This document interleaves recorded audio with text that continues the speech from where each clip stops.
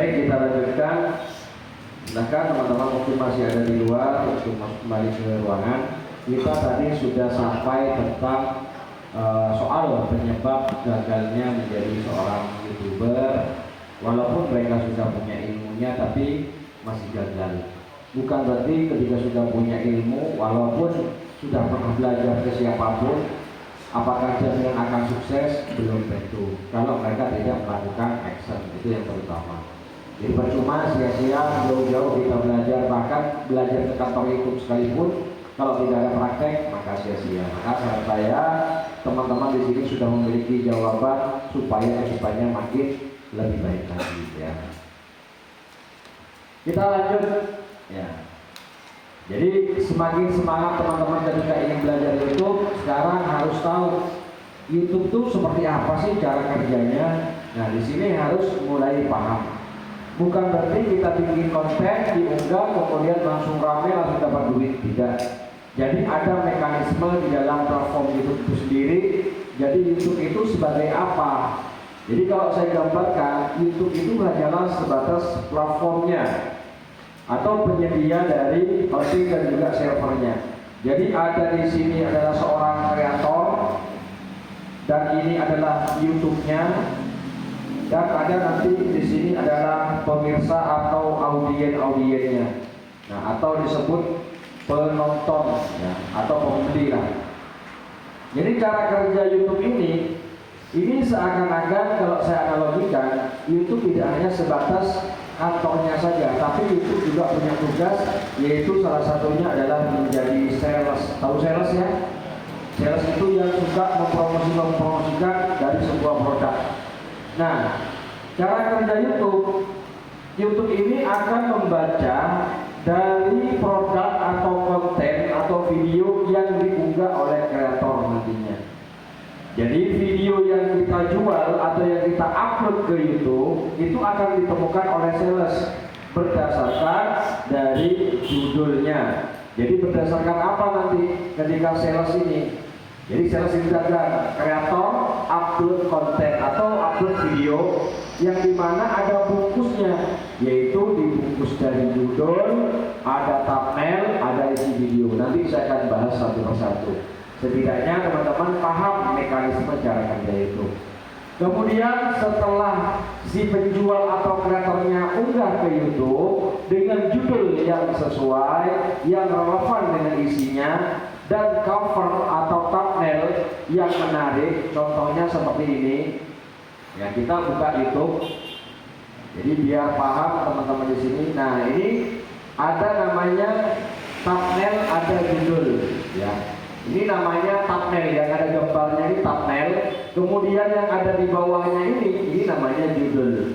Nah ini kita jual dengan dibungkus cover dan judul. Nanti sama sales akan melihat.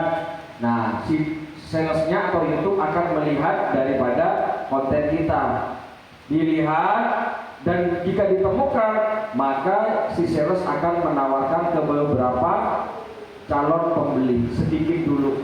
Nah ini adalah cara kerja YouTube-nya. Jadi ditawarkan dulu nih sama salesnya. Begitu ditawarkan, maka dia akan melihat, menguji konten ke penonton kecil dulu. Nah, melihat reaksinya. Ketika ditawarkan, dia ngeklik apa enggak, sama seperti ini. Ini sales yang nawarkan ke saya. Nah, saya ini ngeklik apa enggak. Nah, contoh kalau saya menarik nih, karena thumbnailnya mungkin, nah di sini diklik. Nah, ini namanya adalah dari nilai thumbnailnya karena menarik, sehingga saya klik, saya nonton dan saya buka, dan saya suka, saya like, dan karena saya ingin komen, saya tulis, karena cocok saya sebagai penontonnya, subscribe. Nah artinya kalau konten yang sudah ditawarkan oleh sales, ketika baru ditawarkan dan diklik, artinya bungkusnya menarik apa enggak? Nah sekarang seandainya sales udah nawarin tapi nggak ada yang ngeklik, artinya menarik apa enggak? Nggak menarik. Berarti sekarang salahnya sales atau salahnya penjual? Apa salahnya penonton? Salahnya penjual karena tidak membungkus dengan menarik. Termasuk juga sales. Sales menemukan jualan kita. Kalau judulnya nggak jelas, apakah sales menemukan? Tidak, berarti bukan salah sales, bukan salah YouTube, tapi nanti ketika kita menjual produk harus judulnya sesuai. Nah, ketika diklik, kemudian saya nontonnya cuma hitungan detik langsung saya keluar, berarti menarik nggak kontennya? Artinya salesnya tahu nggak kontennya menarik apa nggak? Nah, seandainya di sini sales ketika menguji, jika bagus maka akan ditawarkan lebih banyak pemirsa. Ini cara kerja YouTube-nya. Kemudian jika viewernya stop atau tidak ada yang minat lagi, maka di sini akan berhenti karena tidak dianggap relevan. Nah, ini cara kerja sales.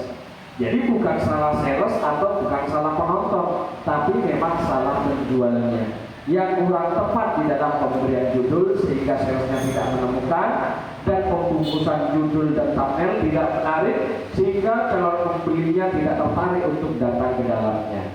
Nah, di sini adalah cara kerja sales.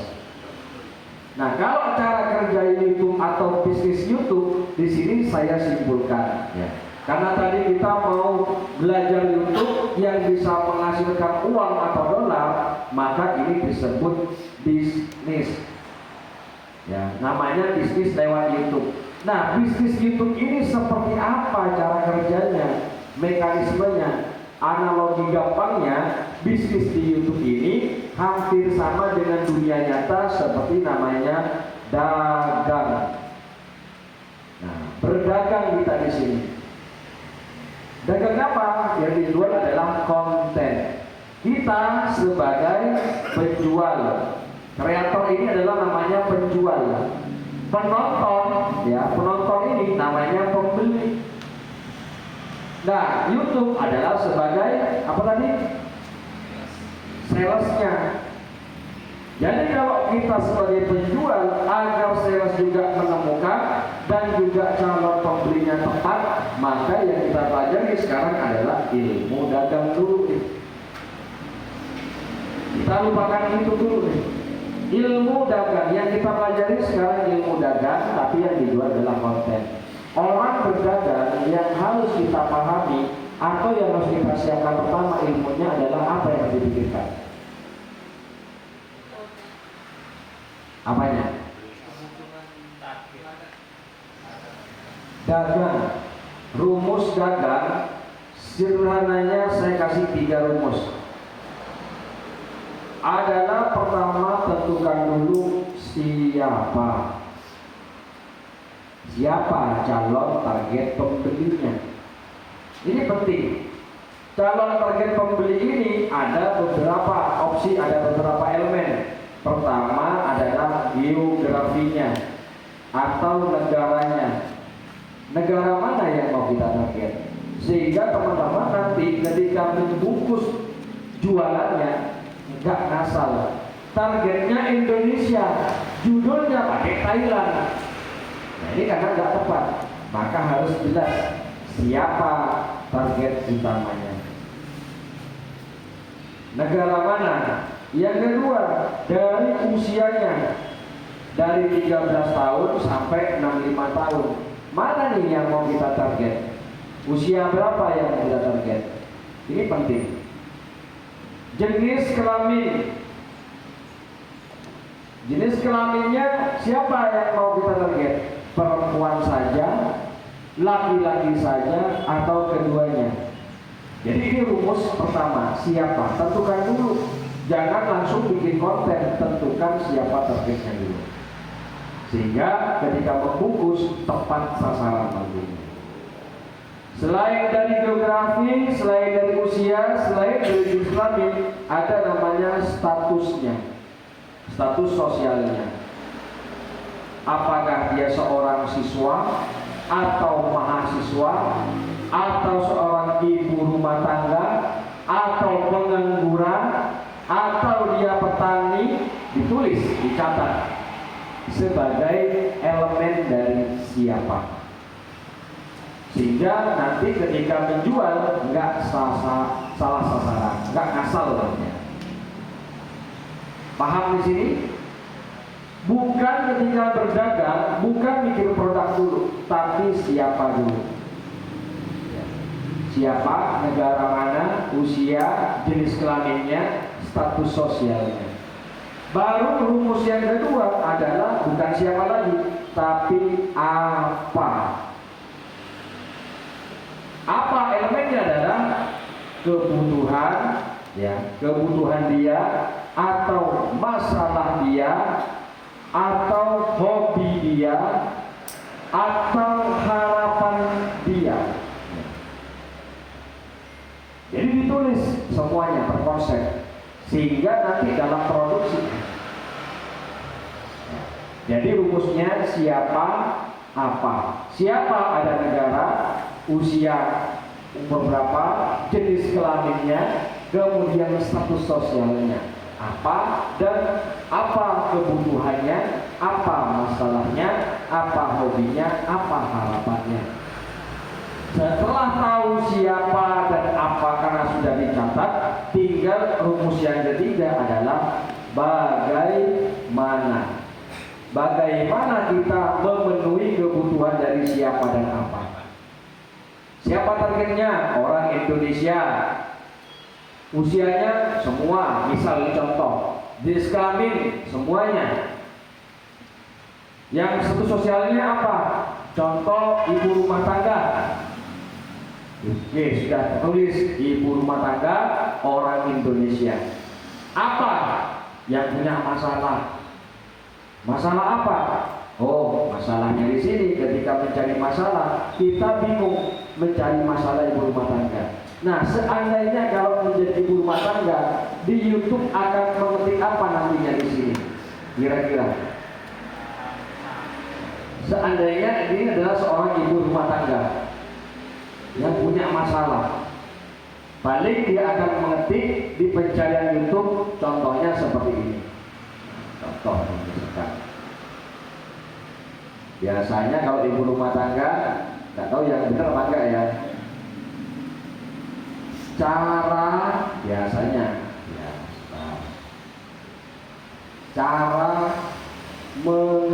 mengetahui SOAMI. Contoh, sudah dikeluarkan sama mesin pencarian YouTube. Jadi rata-rata masalah ibu rumah tangga salah satunya. Sudah punya tahu masalahnya? Nah, sekarang kalau sudah salah satunya sudah ada tahu masalahnya, maka rumus yang ketiga adalah bagaimana. Bagaimana kita memenuhi kebutuhan masalah tadi?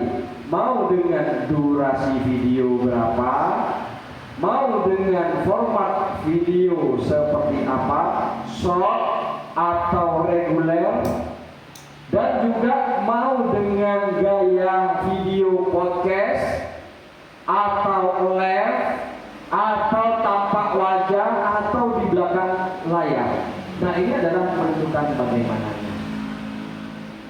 Sehingga jelas siapa, apa, dan bagaimana. Dari durasinya, formatnya short atau reguler, mau dengan gaya podcast atau live streaming, atau dengan ngomong storytelling, atau dengan cara narasi. Nah, ini adalah bagian dari bagaimana. Jadi rumusnya adalah siapa, apa, dan bagaimana. Menentukan apa, kita tinggal searching di pencarian YouTube. Ini berarti targetnya adalah seorang ibu rumah tangga. Nah, sekarang kalau targetnya adalah bapak-bapak rumah tangga, kira-kira ketik apa? Jadi kau memang memiliki masalah dengan keluarganya. Nah, ini contohnya. Nah, sekarang coba, kalau targetnya adalah seorang nasabah Bank BRI misalkan, punya masalah apa biasanya? Paham punya utang. Maksudnya sasaran kita adalah orang-orang yang menjadi status nasabah BRI. Nah, ketika teman-teman jadi nasabah BRI memiliki masalah apa biasanya? Kebingungannya apa? Mungkin cara ganti PIN ATM, paham di sini? Kita cari di sini cara transfer BRI. Nah, dimunculkan sugesti YouTube-nya. Berarti inilah yang sering dicari oleh nasabah BRI. Cara transfer BRI ke Dana, Brimo ke Dana, BRI ke BRI. Nah, contoh tidak satu seperti apa menjualnya. Ada yang dengan cara seperti syuting langsung ke ATM. Nah, ini cara bagaimana memenuhi kebutuhan mereka. Ada yang dengan cara merekam layarnya. Paparan tutorial kali ini saya sedang. Nah, jadi di sini sudah membuat bagaimananya memenuhi kebutuhannya dengan durasi 2 menit, dengan format video reguler, dengan gaya video real cam. Ini tentang bagaimananya. Apakah harus seperti ini? Tidak. Bisa saja dengan hanya rekam layar. Ini juga bisa, salah satunya adalah memenuhi dari bagaimana. Jadi terkait masalah bagaimana memenuhi di sini macam-macam nanti sesuaikan. Assalamualaikum, halo teman-teman. Di video ini saya membagikan cara transfer BRI ke BRI lewat. Nah, jadi jelas ketika menonton video ini teman-teman sudah mulai berpikir kira-kira kalau video ini siapa targetnya? Paham di sini? Nah, sekarang contoh, seandainya targetnya adalah orang Muslim, kira-kira apa sih kebutuhan orang Muslim? Atau orang hamil? Target saya orang hamil Mas Imam. Nah, gimana caranya mengetahui kebutuhannya? Ya, tinggal ketik aja di sini. Biasanya kalau orang hamil itu nyari apa ya? Nah, biar nggak bingung. Andaikan kalau saya hamil, kira-kira ngetik apa? Kalau Bu Aan biasanya hamil, apa masalahnya Bu? Misalkan cara hamil ini belum lahir. Cara normal. Mungkin cara mengatasi, mungkin dia mual saat hamil muda. Ini kan masalah-masalahnya. Nah, mengetahui masalah tinggal kita manfaatkan pencarian YouTube. Kalau nggak paham, bisa minta bantuan. Sekarang biasanya lebih mudahnya ada yang namanya AI atau kita disebut dengan kecerdasan buatan atau otak buatan. Bisa menggunakan ChatGPT atau bisa menggunakan Gemini, sama-sama bisa.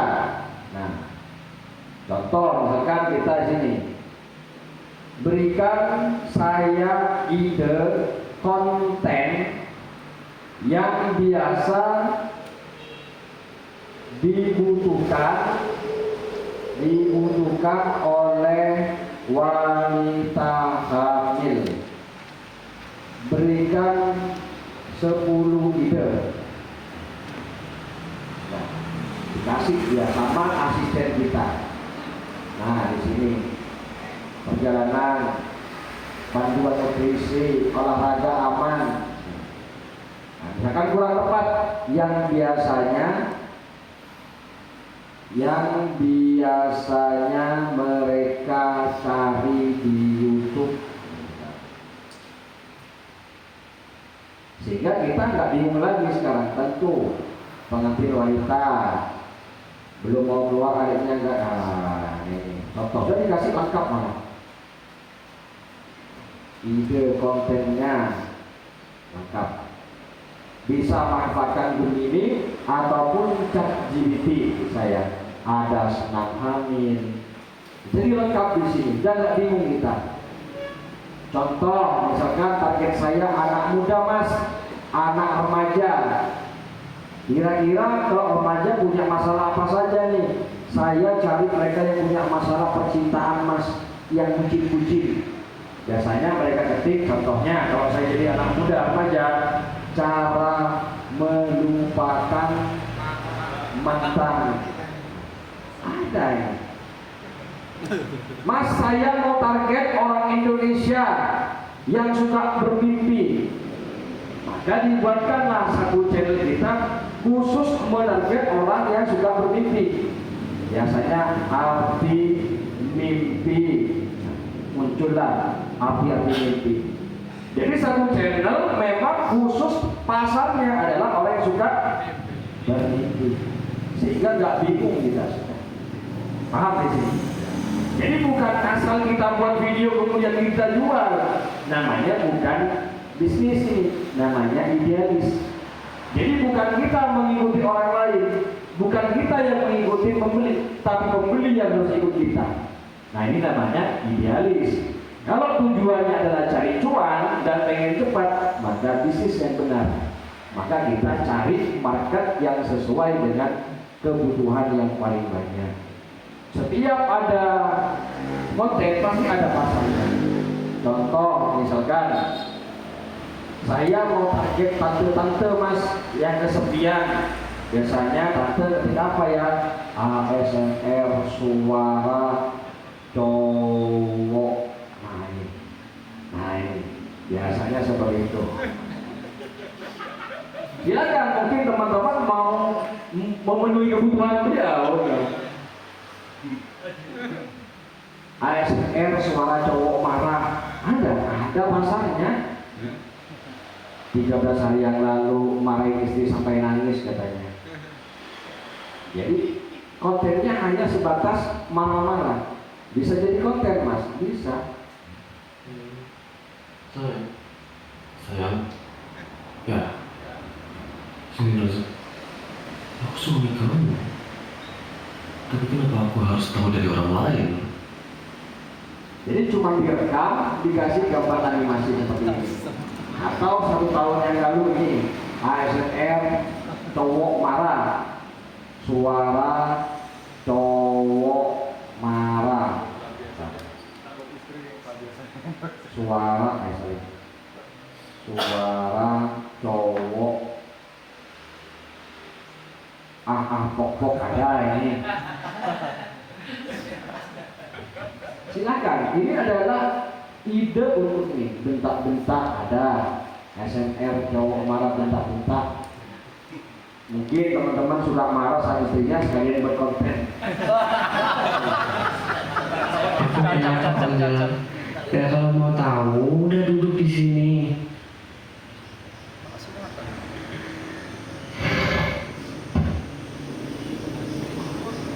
Sekarang nggak ada juga. Ada pasarnya tidak? Kalau aku tanya hanya dengan hitam dikasih teks, dikasih suara marah-marah, ada pasarnya. Jangankan suara manusia, ya. Suara teratasnya apa ya? Kentut. Nah, ada pasarnya nggak suara kentut di sini? Suara kentut. Suara kentut. 1 menit 43.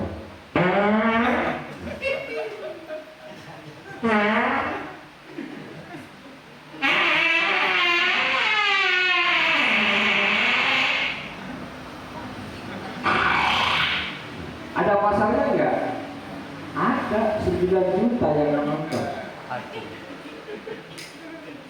Setiap konten ada pasarnya. Nah sekarang kalau kita ngawur, ngasal dan tidak pernah tertarget siapa target kita, maka pasti nanti kita akan kebingungan. Jadi jelas ketika kita sudah memilih marketnya siapa, pembelinya, dan ini adalah penjual, kreator, dan ini adalah salesnya. Ketika kita menjual sesuatu, pasti sales akan menemukan dan sales akan tepat sasaran ketika menawarkan. Nah ini adalah cara kerjanya. Nah biar nggak ngawur penjualnya, maka pakai rumus yang tadi. Siapa, apa, dan bagaimana. Siapa targetnya, apa kebutuhannya, lalu bagaimana solusinya. Saya mau target orang Indonesia yang sedang hamil atau yang sedang kerasukan, atau saya mau target orang hamil, Orang hamil biasanya kan butuh nama, Mas. Nah, mereka pasti dari kapan dibuatkan di sini. Arti nama bayi. Ada pasarnya, satu channel khusus buat konten nama-nama bayi dan artinya. Jangan dicampur-campur sudah kontennya.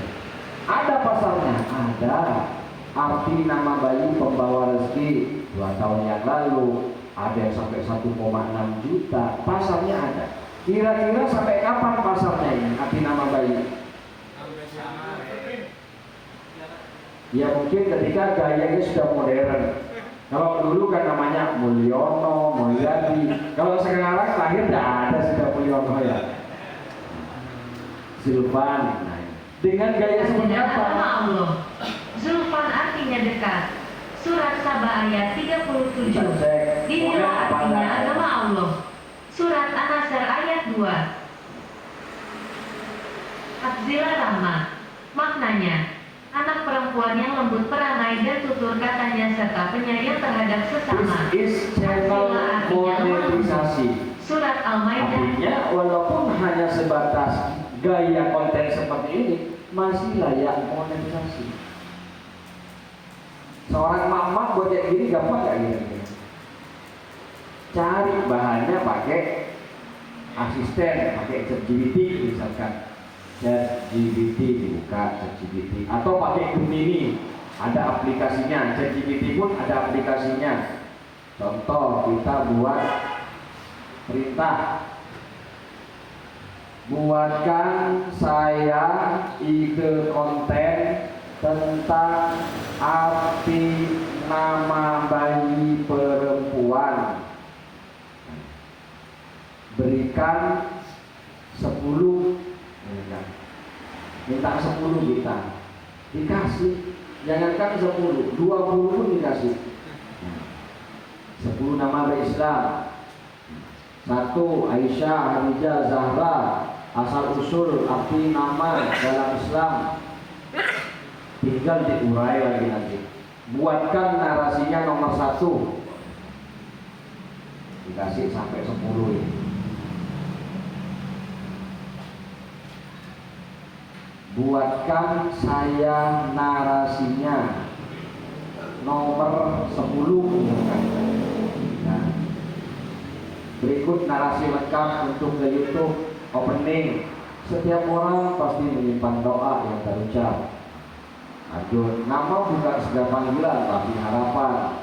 Salma, Salma artinya nama harapan. Nah ini jadi konten. Ini baru konten sepele, nama bayi saja. Ada pasarnya enggak?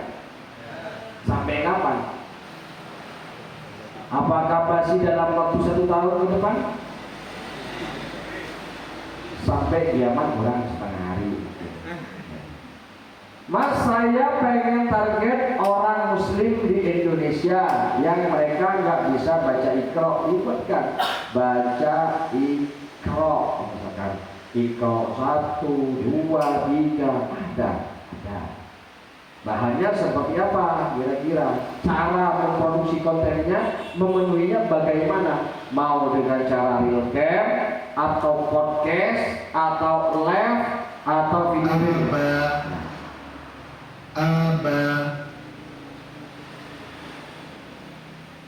Kita lanjutkan klik di bawah. Atas adalah ataba. Expirednya sampai kapan? Sampai kiamat.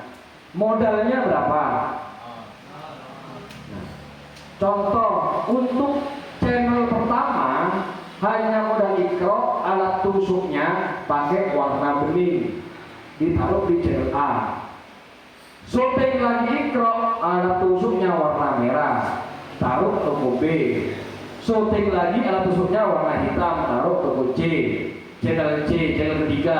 Syuting lagi taruh di channel keempat, syuting lagi taruh channel 5. Begitu ada pembeli ketik cara baca Iqra, maka salesnya nawarkan punya siapa? Punya kita semua, entah masuk ke toko yang pertama, kedua, ketiga, atau keempat. Nah ini cara berbisnisnya. Paham maksud saya? Jadi jangan hanya mengandalkan satu toko. Kalau seandainya mampu kita punya banyak toko dengan gaya produksi yang hanya beda warna tusuk aja kan bisa. Nah kalau seandainya videonya tentang cara masak, buat 3 toko mampu nggak sehari? Ini kan pilihan. Paham maksud saya? Ya, jadi cara kerja YouTube-nya seperti tadi, yaitu seperti layaknya orang berdagang. Jadi sebelum kita memproduksi konten, maka tentukan dulu siapa targetnya.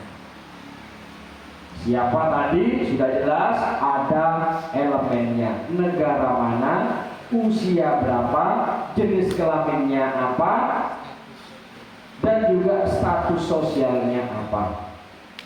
Dan juga dari bagian apa adalah masalahnya, kesukaannya, lengkap.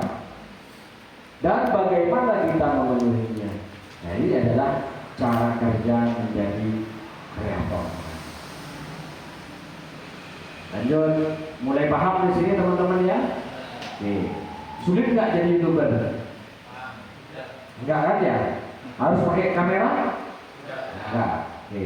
Sekarang seperti apa cara kerja kreator? Jadi cara kerja kreator ini, ya. Jadi cara kerja kreator, ini gangguan.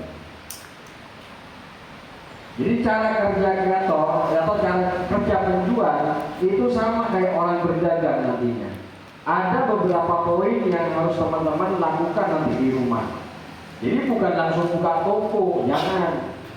Pertama yang harus kita ada poin pertama, ya saya gambarkan ada tabel kerjanya.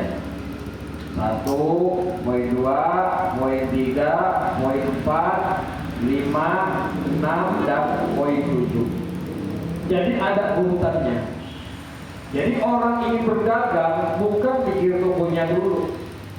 Kebanyakan orang yang buat toko dulu, kebanyakan nggak jalan tokonya. Sama seperti saya, buat toko kayak gini. Akhirnya bingung mau jualan apa. Akhirnya dibuat tempat buat belajar sekarang. Jadi yang pertama, poin pertama adalah tentukan ide kontennya. Nah, ide konten di sini nyambung dengan siapa, apa, dan bagaimana. Jadi ide konten di sini perlu dipikirkan di awal. Jadi PR nanti buat teman-teman, mungkin selama malam ini pikirkan kira-kira kalau saya jadi YouTuber, siapa target saya? Ini pertama PR.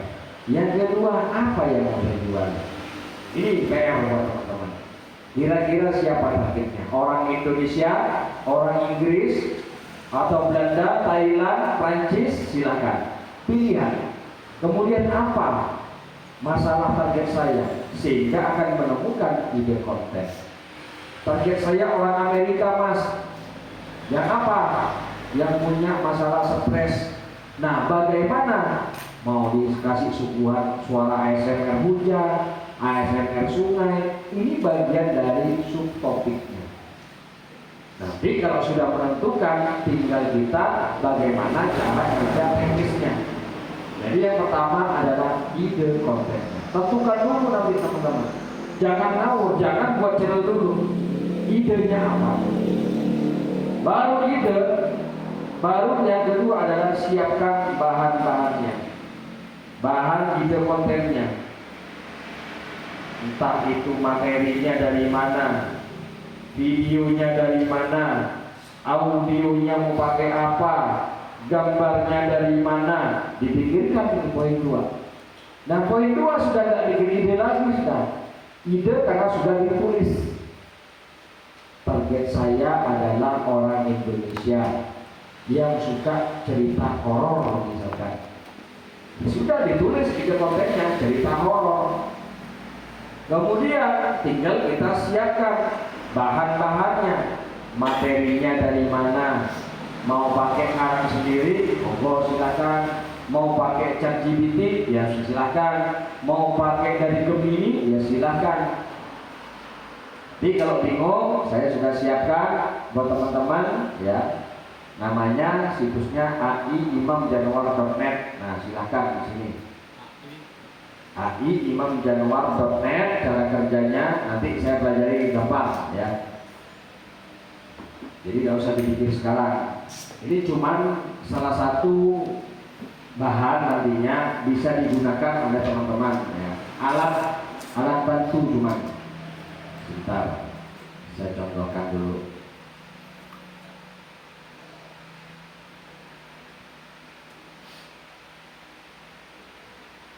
Jadi menggunakan dari Gemini ya. Contoh di sini. Saya pengen buat cerita mas, di kontennya ada cerita, motivasi, islami, trik, fakta unik, berita atau review atau biografi, silahkan. Contoh saya mau buat tentang cerita, nama karakternya misalkan Imam Januar atau siapa, karakternya apa, baik, misalkan ceritanya apa, di mana, di desa Tapen. Kemudian ide ceritanya apa? Cerita horor. Cerita horor. Dah, tinggal kita mau berapa paragraf? Bahasanya apa? Indonesia. Klik buat konten. Jadi di sini tinggal kita menunggu bahan materinya sudah dibuatkan di sini. Jadi tinggal kita nanti lanjut. Nah, ini sudah lengkap. Pernahkah kalian merasa ada yang mengawasi? Bisa akan membuat sendirian? Sudah ada. Awalnya Imam Januar berusaha buat tidak peduli, tinggal kita copy, nanti tinggal dijadikan audio. Audionya mau dari mana? Disiapkan nanti, ditulis di dalam bahan-bahan materinya dari mana, dari DVD, Gemini atau dari AI yang lain, terserah. Dari videonya merekam kuburan, gedung tua, disiapkan. Termasuk audionya mau ngomong sendiri atau ngomong pakai yang namanya contoh ini apa namanya dari Google juga silakan. Kita punya dari sini aja mas, saya nggak pede misalkan, ya silakan teman-teman tinggal memanfaatkan dari yang memang sudah disediakan oleh Google ataupun dari yang lain-lain. Tinggal kita tempel ceritanya. Baca dengan gaya horor. Tinggal kita cari suaranya. Mau pakai suara cewek kan? Ready to build something awesome? Cowok kan? Got a project in mind? Contoh kita suara cowok. Tinggal kita generate. Ini sudah nggak usah bingung untuk bahan audionya. Udah nggak usah mikir kita ngomong atau beli mic lagi. Jadi dipermudah sekarang seorang kreator YouTube beda dengan 2 tahun yang lalu. Sekarang sangat mudah, bahan materi sudah dapat. Jadi jelas dari sini. Poin pertama ide konten, poin kedua bahan ide, materi, video, audionya, suaranya saya mau pakai apa, gambarnya dari mana, silakan. Nanti tentukan sendiri. Mas, saya videonya mau syuting kuburan saja. Kalau memang topiknya tentang ide cerita horor, nah, sesuaikan. Jadi biar gak bingung. Jadi kalau ide konten masih belum ada, langsung cari bahan. Kira-kira dapatnya apa nanti? Ngasal. Jadi ya gak gampang itu menunjukkan ide konten. Makanya PR buat teman-teman nanti, siapa targetnya, apa kebutuhannya, tinggal sesuaikan. Mas, saya mau target orang Indonesia, orang Muslim atau orang yang suka tonton berita bola, tinggal kita buatkan di sini. Cari dengan manfaatkan ini tentang tipe kontennya, berita apa, olahraga, Barcelona PS Madrid misalkan.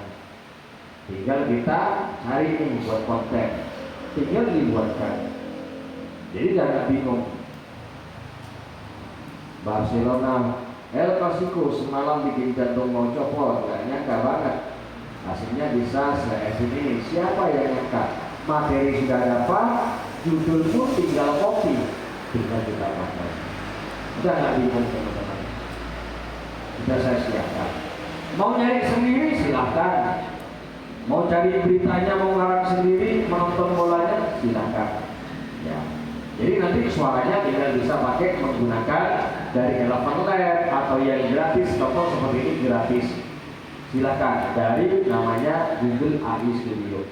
Nah ini yang akan kita praktekkan di hari ketiga, yaitu menyiapkan bahan-bahannya di sini. Jadi gak bingung lagi, bahan videonya jelas, kumpulkan semuanya. Jadi hari kedua tidak usah mikir ide lagi, hancur nanti. Ide itu di awal.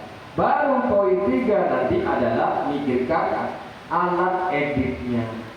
Nah ini cara kerja YouTuber atau cara kerja kreator.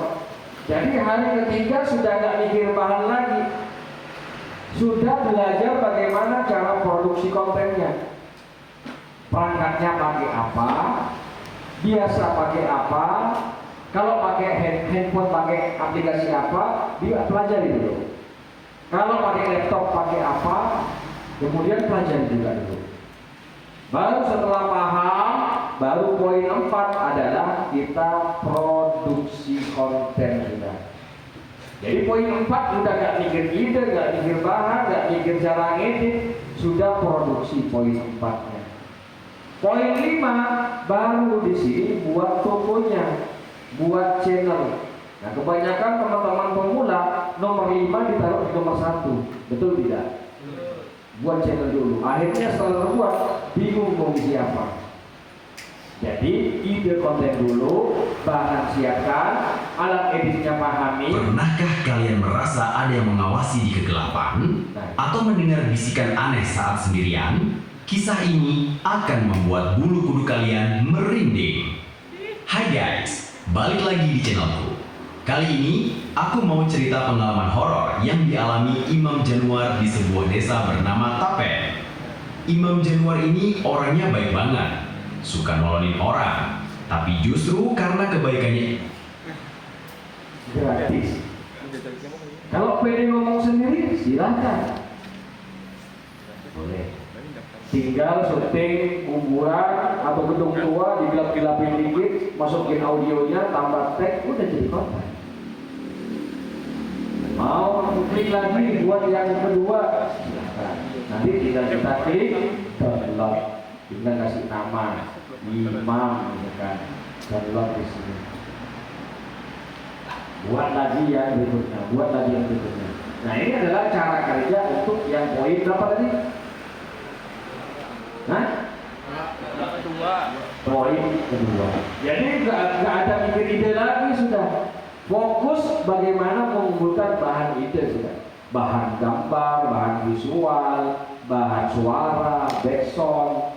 Baru poin 3 pelajari alat editnya. Mau diramu seperti apa? Ngeramunya pakai apa?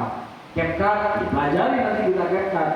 KineMaster dipelajari. Pakai laptop sama Filmora, pelajari bagaimana Filmora. Jangan kebalik, kebanyakan dia punya perangkat handphone, pengen belajar Filmora, kan lucu.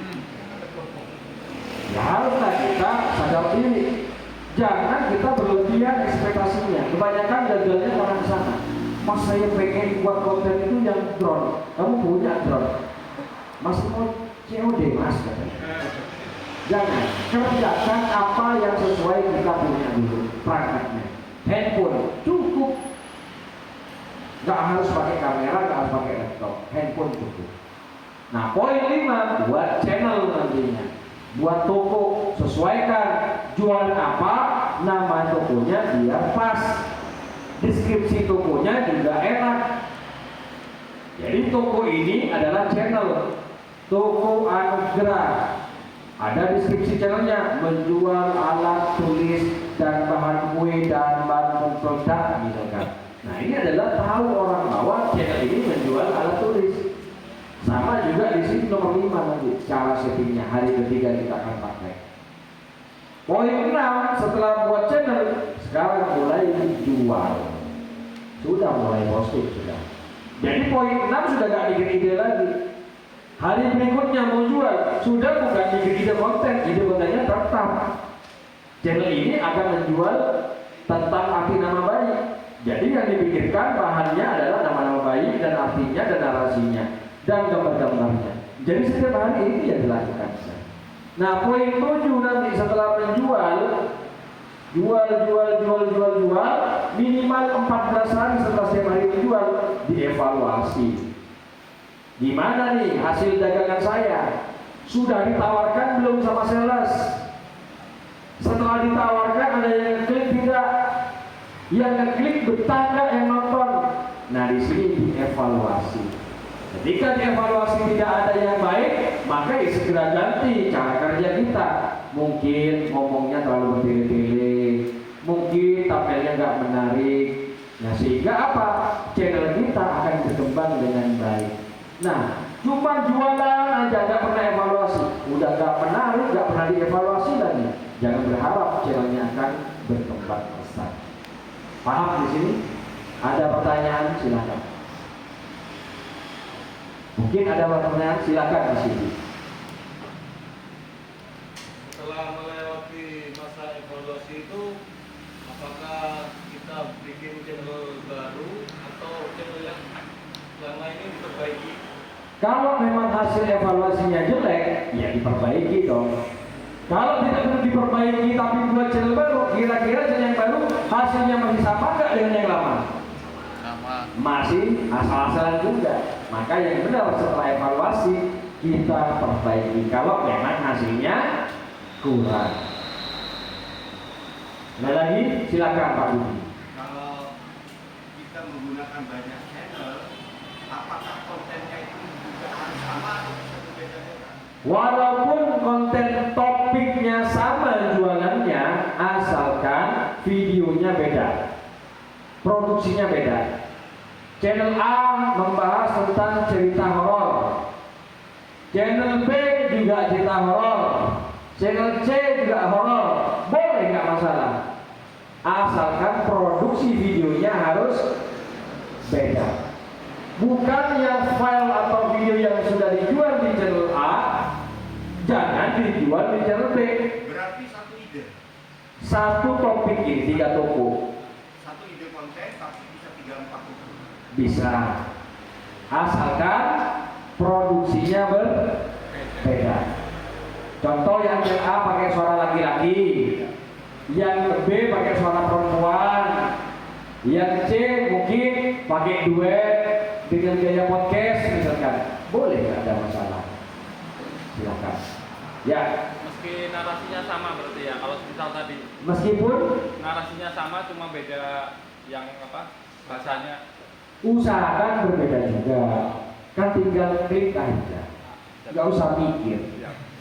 Tinggal jempolnya di mana klik, sudah otomatis berubah.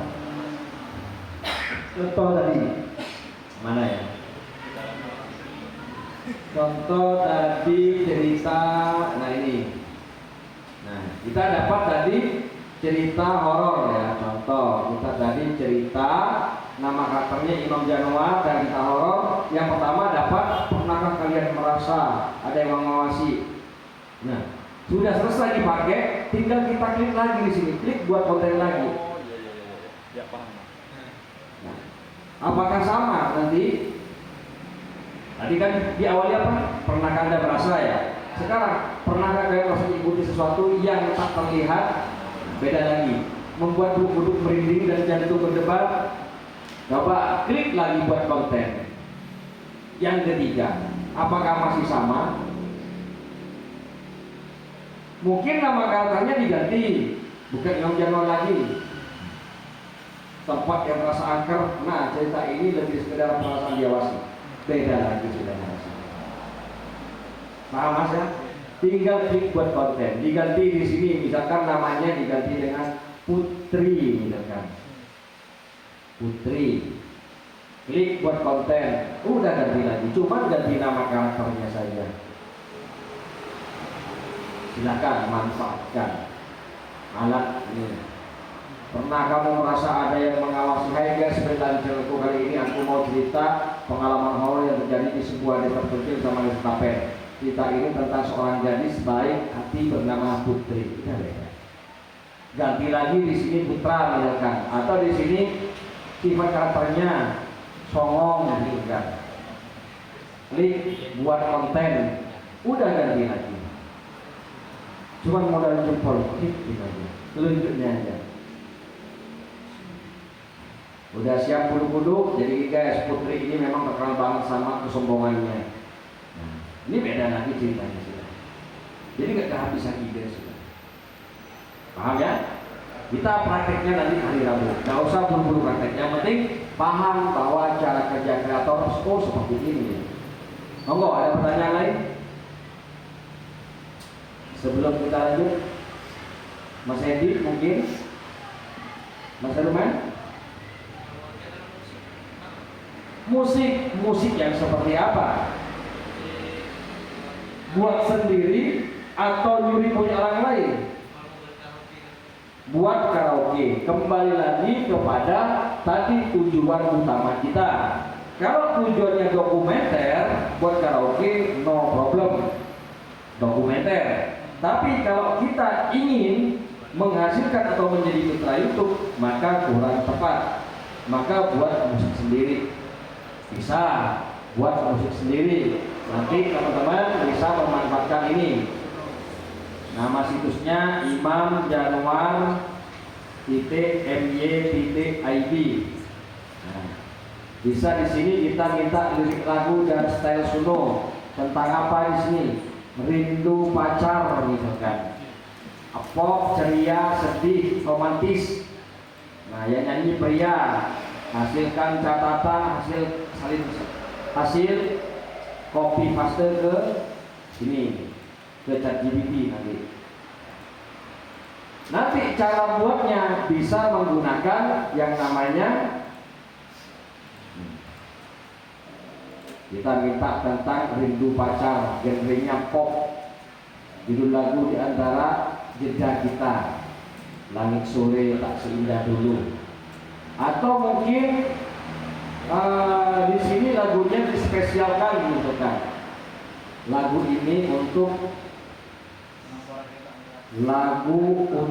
contoh saja Haruman gitu kan. Suamiku, tentang rindu. Ya contoh dibuatkan tentang rindu. Haruman suamiku dikasih di sini. Aku menutup mencium bayangmu, haruman suamiku masih kurasa. Kita ambil liriknya dan kita bisa buat musik tanpa sewa alat. Kita bisa memanfaatkan namanya suno.com. Nah, di sini ada namanya suno.com. Tinggal kita masukkan liriknya yang tadi, ya. Liriknya tempel, kemudian ada stylenya tadi, romantis pop. Nah, di sini stylenya. Klik, kasih judul Haruman. Memang tidak populer, tapi kalau tujuannya buat konten musik tentang lagu-lagu musik, ini tidak bisa.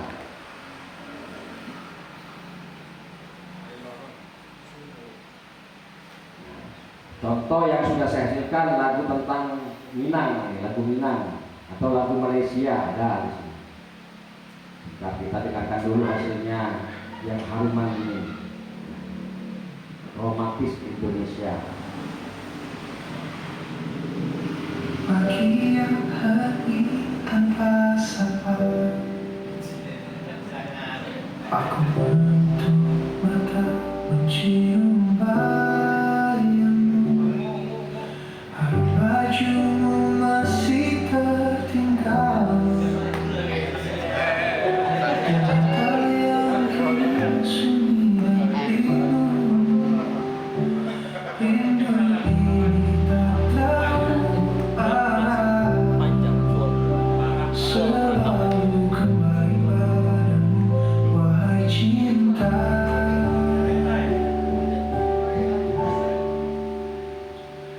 Haruman suamiku masih kurasa, seperti peluk yang hangat. Mas, ini lagunya kok ngantuk, saya pengen yang dangdut koplo ya kan.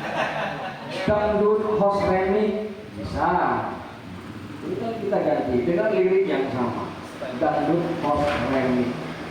Buatnya nggak nyampe 2 menit, langsung dibuatin kita haruman dangdut dengan lirik yang sama. Contoh hasilnya seperti apa?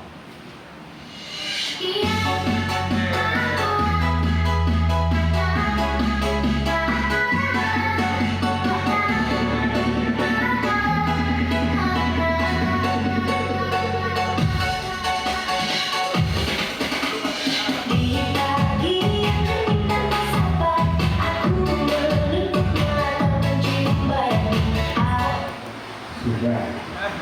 Kalau memang tujuannya membuat konten musik, bisa manfaatkan. Dibuatkan nanti channelnya kumpulan lagu galau. Kan ada kan? Kumpulan lagu Malaysia bisa, kumpulan lagu barat rock gitu kan bisa. Mau buat lagu Sunda juga bisa. Contoh, kita minta lagu Sunda tentang cinta, lagu Sunda itu kasih liriknya, mau bahasa Jawa, Sunda silahkan. Juga kita minta nanti stylenya identik dengan lagu Sunda. Kita copy liriknya, mungkin di sini ada yang paham Sunda ini, teteh-teteh di sini. Kita tempel dan stylenya balak kecape seruling,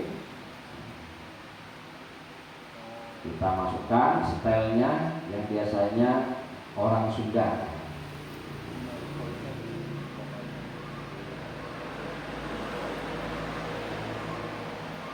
Jadi buat kumpulan lagu-lagu daerah, ada lagu Sunda, ada lagu Minang, lagu Jawa.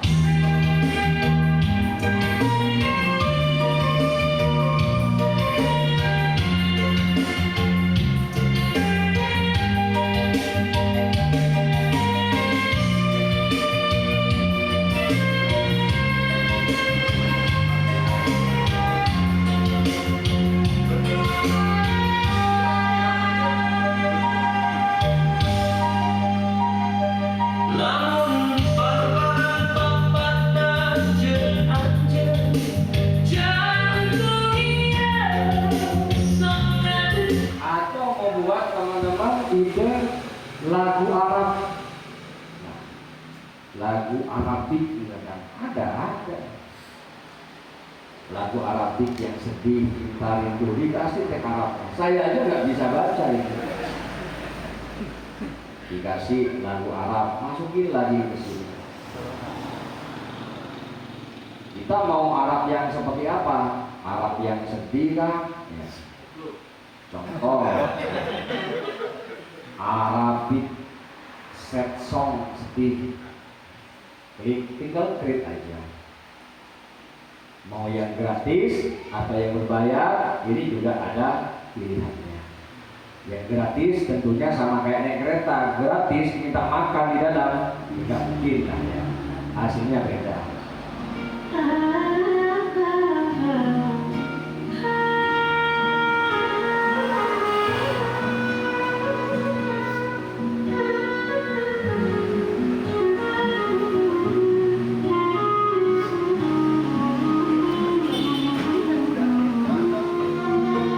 يا نسمة الصباح تجيبي سلام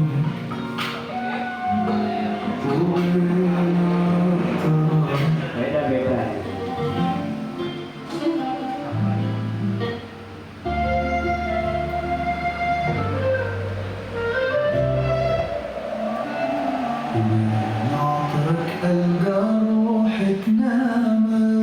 Ada YouTube-nya Mas, banyak.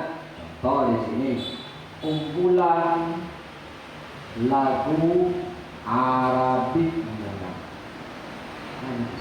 5 bulan yang lalu ada MP3 Arabik. 3 bulan yang best 5 Arabik viral di TikTok. Bisa.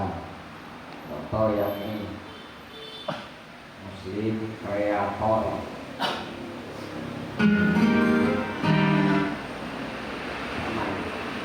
Muslim Kreator ini full dari Suno. Jadi kontennya, konten khusus channelnya membuat konten lagu-lagu Arabik yang sedih, viral, hampir 1 juta di sini.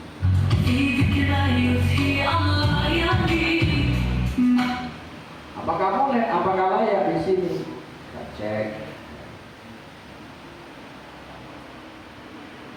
Membuat lagu Malaysia, bisnis dengan monet. Silakan. Paham ya? Silakan, ada lagi pertanyaan? PR buat teman-teman. Siapa targetnya dulu? Nggak usah mikir idenya.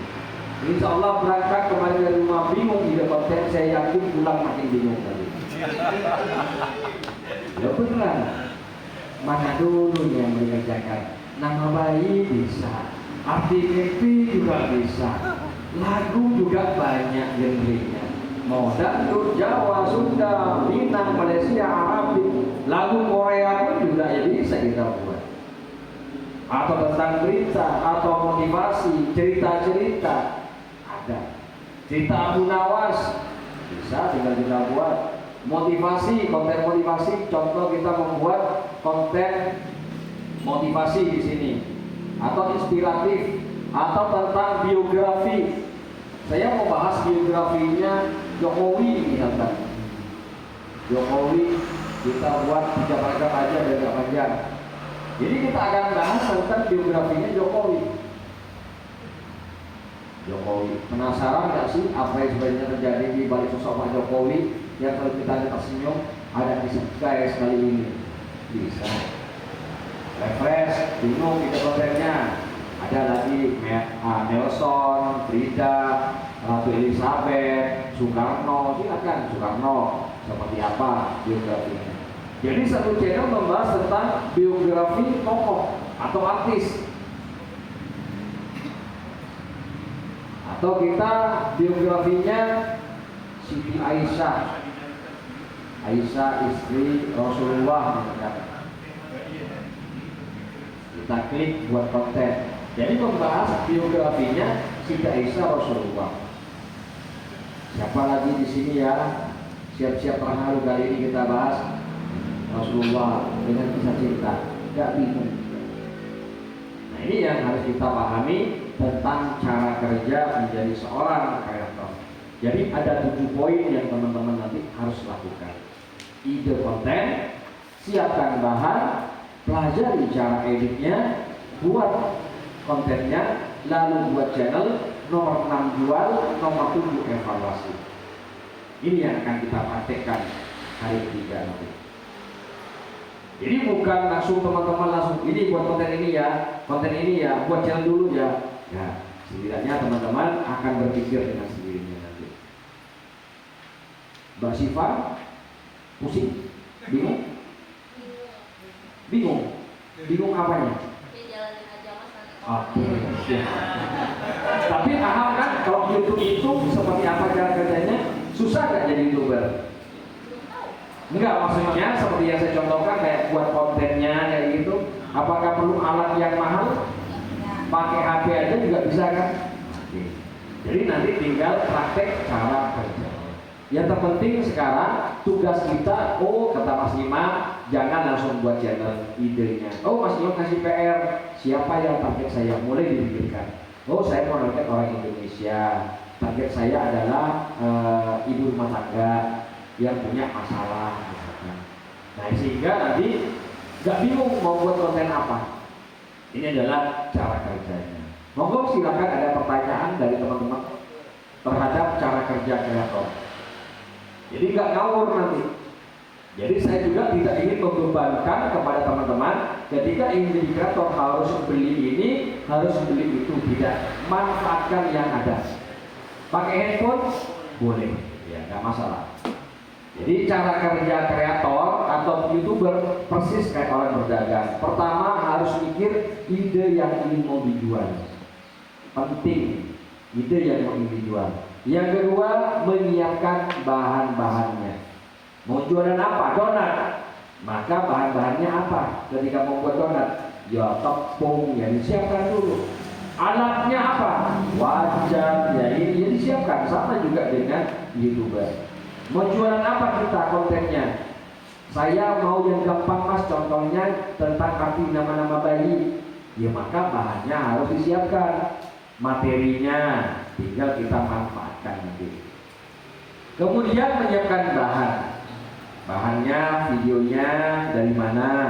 Audionya mau ngomong sendiri atau mau pakai suara robot itu boleh ya. Kemudian menyiapkan alat produksinya. Teman-teman pakai apa?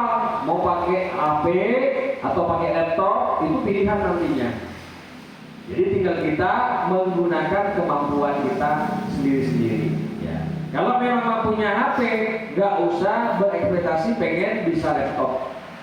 Jadi jangan manfaatkan handphonenya aja. Dan baru memproduksi kontennya. Dan nomor 6 mulai 5 menyiapkan tokonya, nomor 6 menjual barang dagangannya, dan nomor 7 evaluasi kerja dan hasilnya. Nah ini adalah cara kerja kreator. Jadi nggak hanya mikir uangnya saja. Jadi 7 poin ini harus benar-benar teman-teman mulai dipelajari ya, satu persatu nantinya. Lanjut. Analogi kerja YouTube. Jadi biar teman-teman biar makin gampang, YouTube itu analogikan adalah channel itu sama kayak toko. Tahu toko ya? Toko itu sama fungsinya kayak channel. Nah, ketika punya toko maka harus ada isinya. Isi tokonya itu ya diisi dengan video. Kemudian setelah ada toko dan ada isinya, maka nanti kita akan ada yang namanya pembeli. Pembeli itu ya penonton tadi. Dan kalau sudah ada pembeli, pasti otomatis nanti kalau memang bagus akan ada pelanggan, namanya subscriber. Nah ini adalah analogi gampangnya saja. Ingat channel, ingat toko. Mas toko saya kok nggak rame ya? Coba dipikir, isinya banyak apa enggak? Berarti videonya banyak apa enggak? Banyak mas isi tokonya. Nah sekarang tokonya dengan penataan isi tokonya menarik dilihat enggak? Kalau cuma punya toko ditaruh aja nggak di display yang menarik, kira-kira orang lewat tertarik masuk nggak? Nggak akan. Walaupun sekarang sudah ada toko dan ada pembeli, sedangkan isinya atau pelayanan yang nggak nyaman, kira-kira jadi pelanggan nggak kira-kira? Sama juga dengan subscriber. Walaupun punya channel, mas punya saya kok nggak ada yang subscribe, ya harus evaluasi kontennya sesuai nggak, menarik nggak, sudah memenuhi kebutuhannya nggak, puas nggak penontonnya. Nah ini penting. Jadi tidak ada istilah subscriber ini dengan cara dipaksa. Memang ada banyak cara. Dengan cara mendapatkan subscriber, pinjam HP-nya teman, adik, suami, istri, kadang nonton sendiri, di komen sendiri. Ini jangan. Jadi analogi kerjanya, channel itu persis seperti toko. Ya. Ingat toko, ingat channel. Ingat video, ingat isi toko. Oh iya, toko saya isi tokonya sedikit, wajar gak ada yang masuk. Sama juga dengan channel YouTube. Iya, gak ada yang nonton. Ternyata isi videonya punya saya sedikit, nguploadnya seminggu sekali. Tokonya besar, bukanya seminggu sekali. Toko kecil buka tiap hari, mana yang lebih cepat? Yang tiap hari. Sama juga dengan channel. Ngupload setiap hari satu dengan ngupload seminggu sekali satu, mana yang cepat berkembang? Minimal tiap hari satu. Nah di sini yang harus mulai teman-teman paham. Ini cara kerjanya. Kemudian bagaimana uangnya YouTube dan proses cairnya. Jadi harus teman-teman tahu juga bahwa uang YouTube ini bukan uang goib ya, tapi memang ada siklusnya. Uang yang diberikan kepada kita, kreator yang menjadi mitra YouTube, itu jelas asal muasalnya ya. Jadi kita sudah menjadi YouTuber, kreator di sini yang sudah menjadi mitranya YouTube, maka kita akan mendapatkan upah kalau sudah menjadi mitranya atau sudah monetisasi. Masih ingat ketika ingin menjadi mitranya YouTube syaratnya ada berapa? Ada 4. Salah satunya adalah 1000 subscriber, 4 ribu jam tayang atau 10 juta penayangan, nanti saya akan bahas, dan sudah mengamankan akunnya dan tidak melanggar pedoman komunitas. Ini syarat ketika ingin menjadi mitra YouTube atau yang ingin mendapatkan upah. Nah, uang yang diberikan kepada kita, uangnya dari mana? Itu adalah dari perusahaan yang mengiklankan produk-produknya melalui YouTube. Contoh, ada perusahaan kecap ingin terkenal kecapnya. Kalau dulu kan iklannya ada televisi atau radio atau koran. Nah, karena YouTube juga ada banyak penontonnya, maka perusahaan kecap sekarang juga mengiklankan kecapnya ke YouTube. Dia bayar nih, katakanlah bayar 100 juta untuk iklan. Maka dari 100 juta ini dikelola oleh si YouTube dan kita akan diberikan upah oleh YouTube. Apakah 100 juta? Tidak, bisa saja 80 jutanya atau 80%-nya. Nah, besarnya upah atau kecilnya upah ini juga ada macam-macamnya. Jadi beda-beda. Kalau kita perusahaan bayar ke YouTube untuk iklan, itu namanya disebut CPM. Jadi ada biaya cost per million, biaya pengiklan yang dibayarkan perusahaan kepada YouTube. Dan YouTube bayar kepada kita kreator yang sudah monet upah, namanya disebut RPM. RPM ini pendapatan per 1000 penayangan.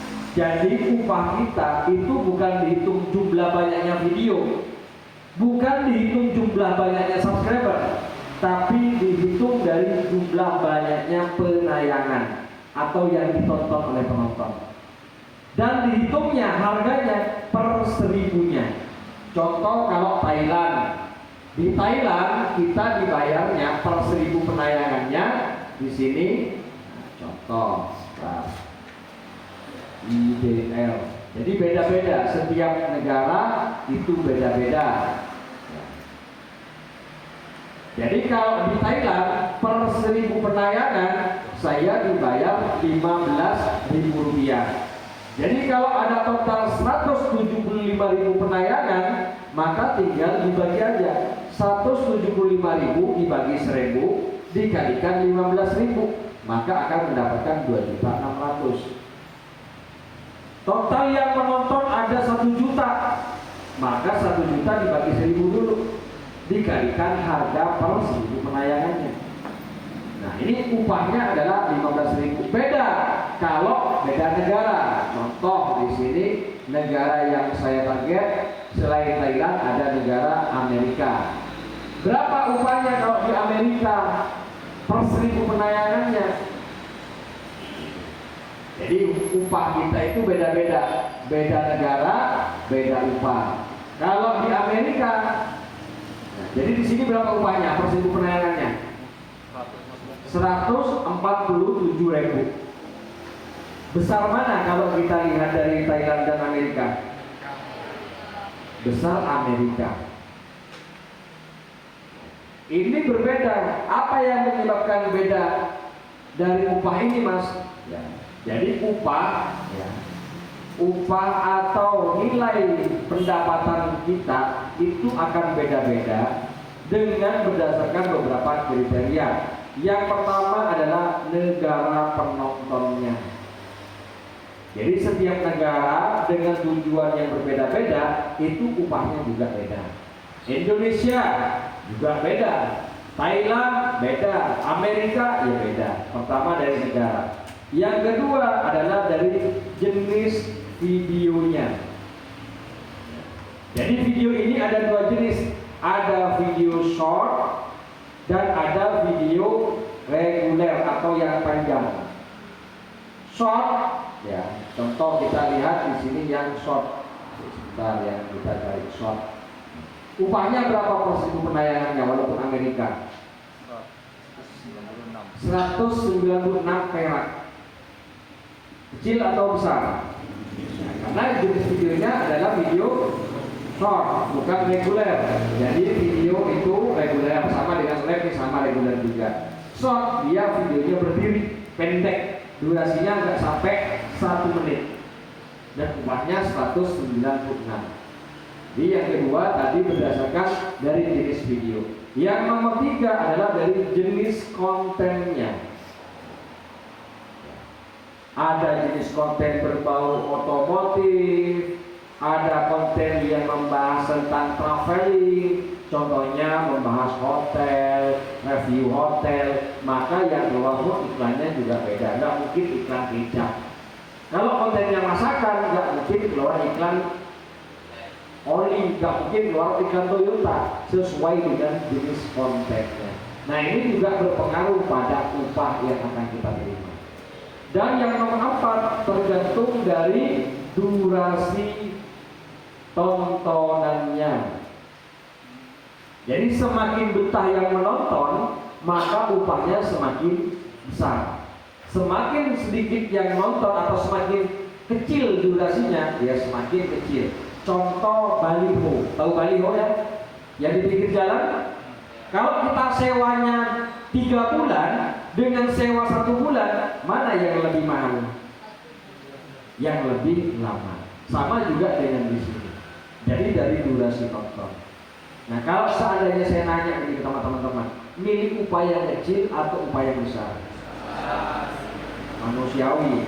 Maka kalau seandainya Indonesia dengan Amerika, teman-teman pilih mana? Oke, nggak salah pertanyaannya.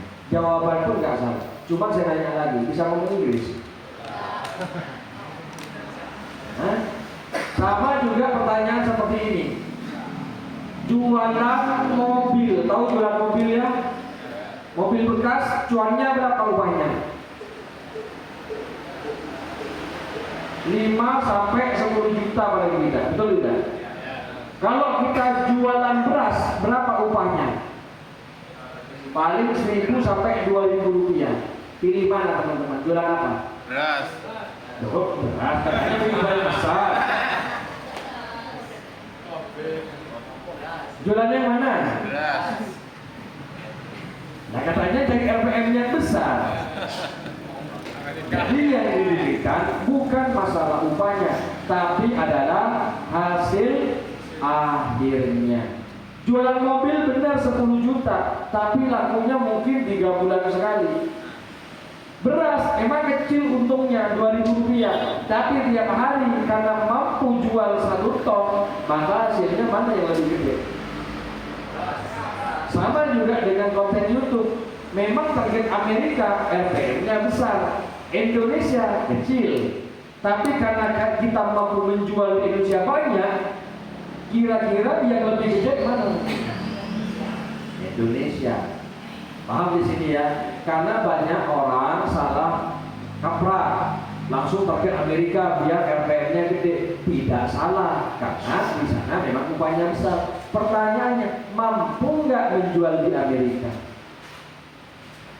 Kalau memang mampunya dengan kita menguasai jualan di Indonesia, nggak apa-apa kecil upahnya. Tapi karena jualnya banyak, pengen berapa kali berapa, itu yang paling benar hasil akhirnya. Ya nggak salah targetnya Amerika akan RPM gede. Tapi sekarang mampu nggak jualan Amerika? Ngomong Inggris saja taunya love you. Nah, cuman dengan adanya kemudahan dengan AI atau dengan kemudahan otak buatan, maka kita dipermudah. Contoh, misalkan kita mau buat tentang motivasi, kita mau buat tentang biografi atau tentang apa di sini ya, motivasi lah, motivasi untuk pasca usia 60 tahun. Kemudian kita bahasa targetnya kemana? Inggris dibuatkan. Karena sudah pilih Inggris pasca usia 60 tahun, kita nggak mungkin lah mikir sendiri mau ngomong apa. Maka kita tinggal dibuatin. Nah di sini, ever model lengkap di sini. Sehingga nanti kita bisa buat contoh kontennya seperti ini. Contoh. Atau kita membahas tentang ini sebentar. Contoh channelnya. Jadi membahas tentang orang-orang tua.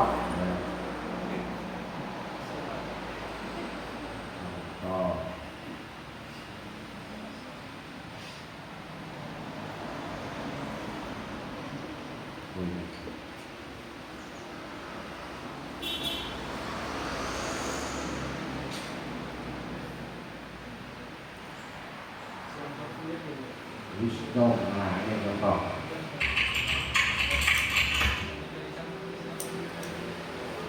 Do you wake up once or more during the night to pee and wonder why it keeps happening no matter what you do? You're not alone. For millions of older adults, nighttime trips to the bathroom. Kalau bahasa Indonesianya judulnya lakukan ini dan Anda tidak akan pernah bangun lagi untuk buang air kecil di malam hari. 6 kebiasaan untuk menghentikan buang air kecil di malam hari. Targetnya adalah orang Inggris dan orang-orang tua. Nah, kita bisa melihat di sini, melihat dari analitik channel orang tersebut. Contohnya, saya akan melihat dari analitik channel tersebut. Secara pembuatan kontennya susah atau mudah? Hanya bahan gambar. Sometimes worse than poison. Today we're going to uncover the hidden. Suaranya pakai Google AI, materinya Google AI. Kita lihat dari segi analitiknya. Kira-kira targetnya orang mana? Ya. Oh, sudah habis.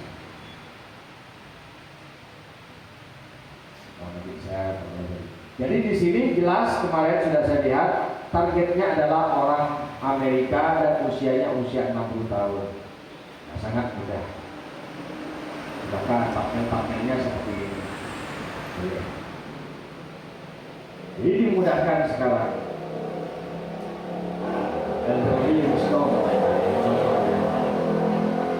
Ini salah satu contoh konten sederhana target Amerika yang lumayan lah upahnya, katanya pengen upah yang besar. Nah, bahannya tinggal kita bikin. Lanjut dulu ya. Tadi sudah sampai mana nih? Upah. Jadi paham di sini ya. Upahnya kita berdasarkan bukan dari jumlah video atau jumlah subscriber. Subscribernya banyak itu juga belum tentu akan mendapatkan banyak kalau penayangannya sedikit. Ya di sini. Jadi harus kita pahami dulu. Lanjut. Bagian dari YouTube dan tugasnya. Bagian dari YouTube dan tugasnya. Yang pertama ada kreator. Kreator ya kita ini. Apa tugasnya kreator? Pertama adalah membuat video, mengunggah atau menjual, dan evaluasi. Ini adalah tugas dari seorang kreator. Ya.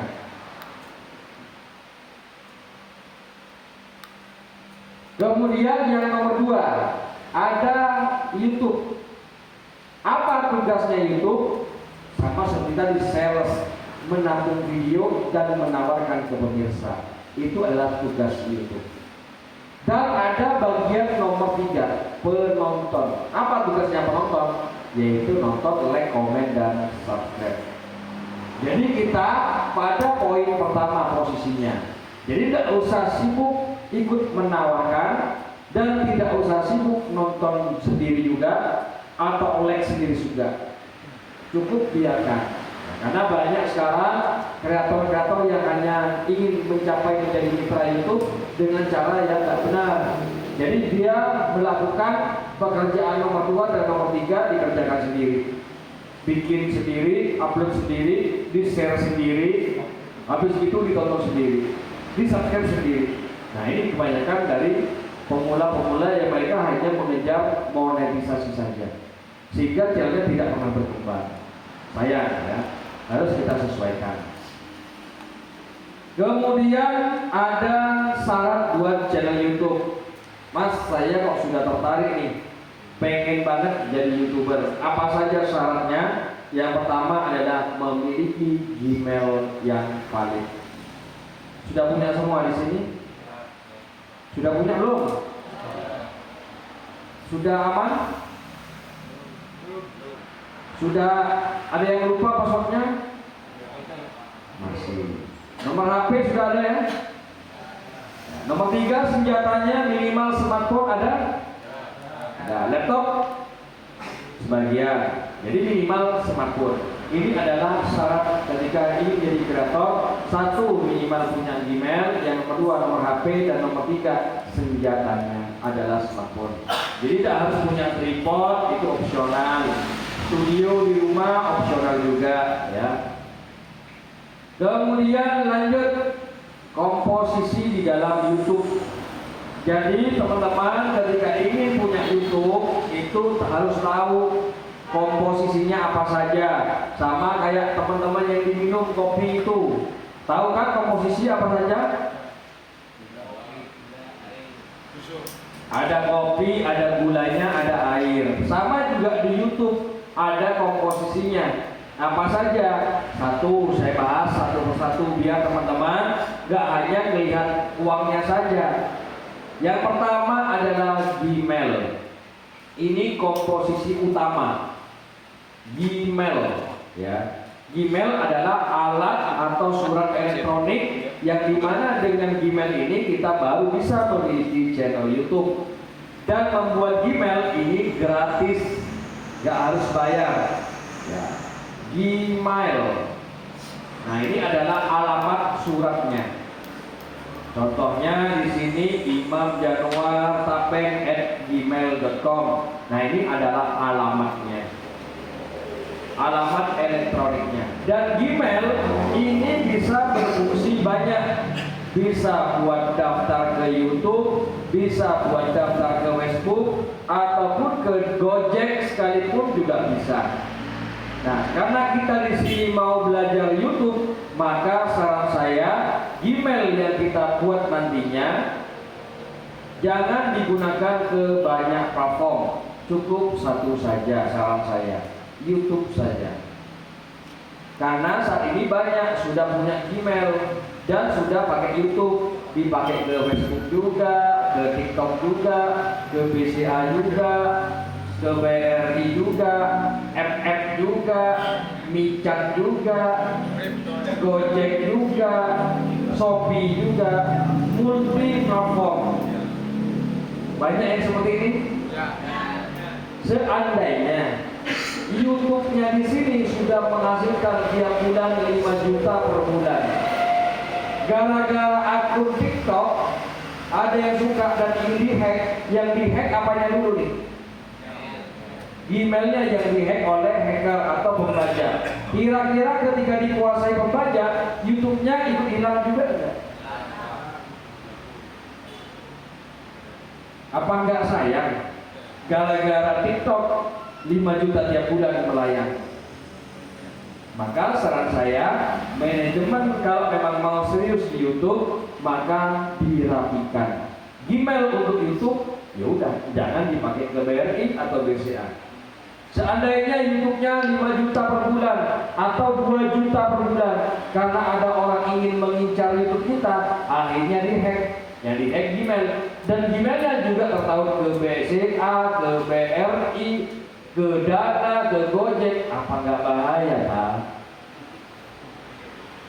Nah, selama ini teman-teman beda Gmail atau satu Gmail banyak platform?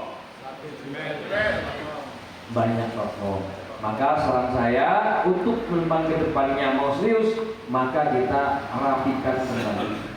Jangan digabung-gabung. Resikonya seperti ini. Banyak orang yang kena hack Gmailnya gara-gara FF-nya atau akun-akun lainnya, sehingga YouTube-nya yang sudah menghasilkan akhirnya ikut hilang juga. Gak sayang, gara-gara FF 5 juta per bulan juga melayang. Wassalam sudah di sini.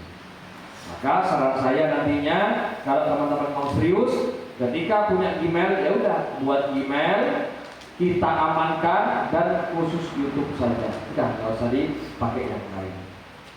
Akun pribadi, sosial media yang lain dilainkan dengan yang memang mau dijadikan sebagai ladang cuan. Ini ladang cuan loh ya. Jangan anggap YouTube ini hanya sebatas akun biasa. Kalau ini sudah tiap bulan kasihkan 5 juta, jangankan kasihkan 5 juta. Kita mohon maaf, jualan kayak di depan, jualan es, ya, tiap hari katakanlah ada omset 200.000, disayang nggak rombongnya, dijaga nggak, dikerangkeng nggak rombongnya, Nah ini tiap bulan 5 juta, terus kita abaikan akun Gmailnya di sini, apa enggak bahaya? Nah, di sini yang harus kita mulai paham. Maka saran saya, jangan ngawur di dalam pembuatan Gmailnya.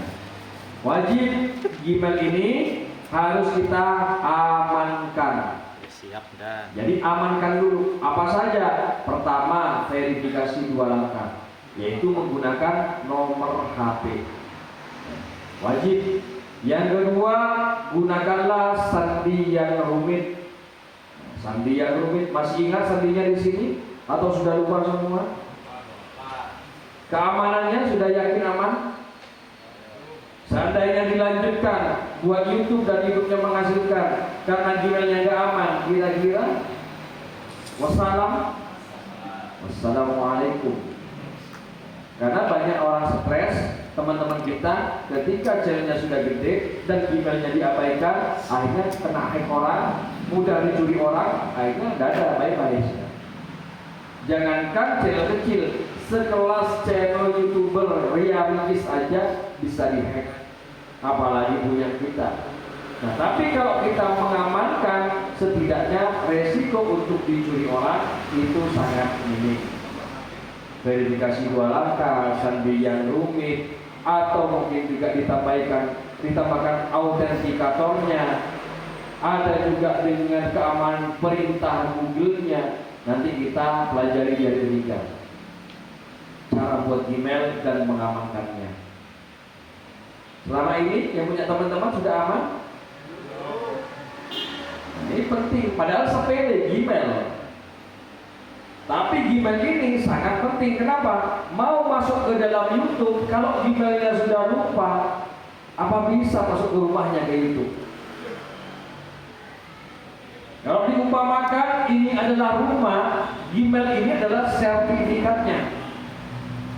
Kalau ini adalah mobil, ini adalah BPKB-nya. Dan ini kadang diabaikan oleh kita. Ngasal kadang buatnya. Kadang baru buat 2 menit, aduh apa sandinya sebenarnya. Banyak yang seperti itu. Maka pesan saya saat membuat Gmail, dicatat. Dicatat, kalau perlu dilaminating, kalau perlu dimasukkan berangkas. Kenapa? Ketika kita seandainya diwasiatkan, yang diwasiatkan YouTube benar, tapi anak turunnya mau akses dari mana? Ya dari Gmail ini yang harus diwasiatkan. Maka catat, dirapikan semuanya. Oh, Gmail ini tujuannya masuk ke akses YouTube ini, dan ini tujuannya untuk akses ini, dan nomor verifikasinya pakai nomor yang ini. Jadi jelas. Ada email pemulihannya ke ini. Nah, nanti kita akan praktek di hari ketiga. Paham ya tentang Gmailnya? Jadi bukan sepele. Memang pelajaran Gmail masa nggak tahu? Memang sepele. Tapi ini fatal. Ketika Gmailnya lupa sandi, ada studi kasus, memang dicatat di handphonenya, dan channelnya sudah 400.000 subscriber, handphonenya hilang. Aduh apa ya Gmailnya ya? Aduh passwordnya apa ya? Ya udah nggak bisa. Itu namanya manusia lupa. Kalau perlu dicatat, ditaruh yang benar di buku, dirapikan. Suatu saat mungkin HP-nya rusak, ketika beli HP baru tinggal masuk lagi Gmailnya. Nah itu penting, karena kebanyakan sekarang Gmail sudah tertanam, dijual handphonenya, kadang Gmailnya juga diikutkan. Gmail ini penting untuk selamanya. Contoh dibuat untuk urusan pajak, buat urusan bank, ya harus diingat. Ketika lupa sandi BCA mobile-nya, kita bisa pakai Gmail artinya. Jadi banyak yang mengabaikan soal Gmail. Paham ya di sini? Oke, lanjut. Yang kedua adalah channel. Jadi setelah memiliki Gmail, kita harus punya yang namanya channel YouTube. Ya. Jadi setelah membuat Gmail, tadi Gmail yang sudah kita buat pastikan aman dan sudah rapi, namanya dicatat, dan sandinya dicatat, maka baru kita nanti akan membuat namanya channel YouTube. Nah, inilah yang akan dijadikan sebagai ladang. Nah, channel YouTube ini nanti ada dua jenis. Ada channel utama yang biasanya baru buat Gmail, ada nama depan, nama belakang. Ketika buat channel, itu yang pertama ada namanya channel utama. Nah, saran saya, channel utama ini jangan diisi. Yang diisi nanti turunannya, yaitu channel bisnisnya atau channel brandnya. Karena kebanyakan teman-teman yang lain sebelum-sebelumnya yang belum pernah tahu, kebanyakan buat Gmail langsung buat channel dan namanya dirubah, dan itu yang diisi. Betul atau tidak? Jadi yang kita buat nanti, satu email itu bisa ada beberapa channel di dalamnya. Sama contoh kayak gini. Ada Gmail di sini ya. Contoh ada Gmail. Ada Gmail dan ada channelnya. Channel utama. Gak usah diisi, sudah kosongan ini. Jadi yang diisi anakannya di bawahnya. Ada 9.000 subscriber, 2.000 sampai ke bawah. Bisa beberapa channel anakan lainnya. Termasuk di sini yang lain. Contoh ada Gmail, ya, kosong, nggak ada isi. Kemudian ada subscriber 130, 112, 83.000, 3.000, 148.000, 11.000, 23.000. Nah, ini yang diisi. Jadi tuyulnya itu adalah yang bisnis ini. Pernah tahu? Selama ini teman-teman dua email langsung buat channel, langsung diisi. Sekarang saya yang utama ini jangan diisi. Yang diisi adalah channel bisnisnya. Apa perbedaannya, Mas? Apakah beda performa? Bukan. Performa bukan masalah channelnya, tetapi karena jualannya. Perbedaannya adalah kalau seandainya yang utama diisi, kemudian channel ini melanggar dan dihapus, maka email ini tidak bisa lagi membuat channel YouTube. Jadi sudah wassalam, nggak bisa buat. Tapi beda ketika kita punya email dan channel utama dikosongkan, yang diisi adalah channel anakannya atau bisnis. Seandainya salah satu ini dihapus, maka ini aman, dan mau buat lagi yang baru pun aman. Ini adalah channel bisnis. Dan seandainya misalkan punya email, kebetulan punya channelnya, bisnisnya ada 3, dan kebetulan ingin kerjasama dengan salah satu karyawan, maka email ini adalah miliknya bos. Karyawannya bukan dikasih email yang ini, emailnya dibuat sendiri, email karyawan, maka diundang ini sebagai pengelolanya. Seandainya karyawan kabur, tinggal diputus, beres ya. Tapi kalau email yang utama diberikan karyawan, karyawannya kabur, maka langsung bilang wassalam.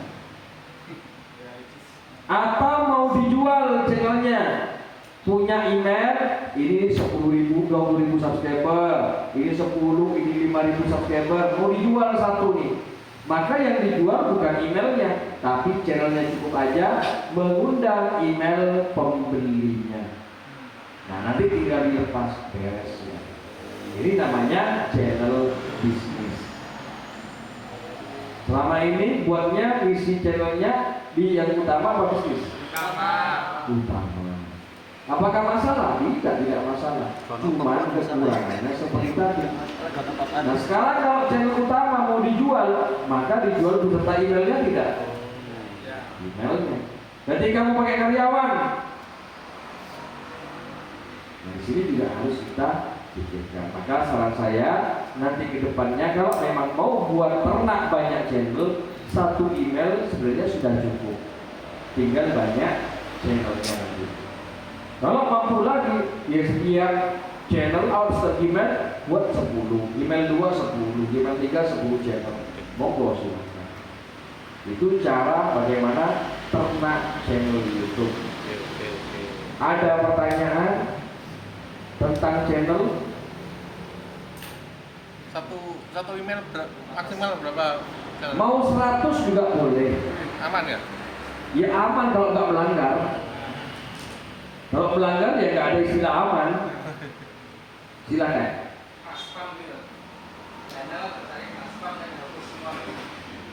Kehapus semua mungkin karena ada salah satu yang memang melanggar dari salah satu yang diakibatkan channel utama yang spam, maka hilang semua di sini. Karena dianggap yang utama melanggar sehingga begitu dihapus yang di bawah pun langsung auto dihapus. Itu resikonya kalau yang utama diisi. Silakan. Yang utama kosong blok. Kosong blok. Nggak ada isinya. Yang utama di atas, yang utama pasti di atas. Apa ada isinya di sini? Kita lihat. Yang utama kosong blok, nggak ada apa-apanya. Yang diisi adalah yang anakannya, yang di bawahnya, di bawah. Tapi bukan berarti dibiarkan pasif. Tetap ini digunakan aktif. Aktif ini bukan harus kita diisi, tapi dengan catatan cukup kita menonton punya orang lain atau melakukan aktivitas seperti ini dan nge-like kayak ini sudah cukup. Berarti channel ini masih aktif. Udah gitu aja. Memberikan channel ke karyawan tanpa tahu channelnya bos bisa? Bisa. Emailnya kan? Ke emailnya. Ya bisa dengan catatan tadi diundang. Karena hanya sebatas karyawan, maka diundang sebagai pengelola saja. Bisa. Tapi dikasih lisensi gitu. Nggak usah diundang. Diundang. Iya. Nanti Sama-sama bisa akses. Nanti dia bisa mengisi di sana. Bisa mengisi. Di bawah kamu nggak bisa. Ngisi cuma. Nah kita juga bisa ngisi juga. Mau dikelola 3 orang satu toko bisa. Satu channel bisnis tadi dikelola beberapa karyawan bisa. Bisa. Cuma nanti kalau ada yang melanggar, siapa yang menyebabkan ini kan bingung. Tidak ada yang ngaku nanti. Nah cukup ada 1 atau 2. Gitu. Tiap karyawan satu channel. Ya. Silakan yang lain. Ya. Durasi video mas, tadi tambah lama tambah banyak. Apanya? Banyak apanya? Pendapatan ya batasan. Iya terus. Nah itu ada minimal atau maksimal? Bukan jumlah durasi videonya yang dihitung, tapi durasi tontonannya. Durasi video 10 jam, tapi yang nonton rata-rata 1 menit. Maksudnya durasi minimal untuk video Reguler 1 menit. 1 menit 1 detik. Di atas 1 menit lah. minimal ya? Minimal. Di bawah 1 menit akan menjadi video short. Jadi minimal di atas 1 menit. Kalau di bawah 1 menit akan menjadi video short. Ada lagi silakan. Ya, Mbak Rosi. 3 akun YouTube, 1 akun pembayaran. Kenapa? Bannetnya gara-gara apa? Pedoman komunitas aman. Kalau karena mencuri milik orang lain, maka kena semua. Wassalam semua. Nanti kita akan bahas tentang kasar. Yuk, sekarang bahas tentang channel YouTube dulu. Ada pertanyaan tentang Gmail? Mungkin ada yang belum paham, mau nanya silakan. Ya, Mas Budi. nanti hari Rabu prakteknya.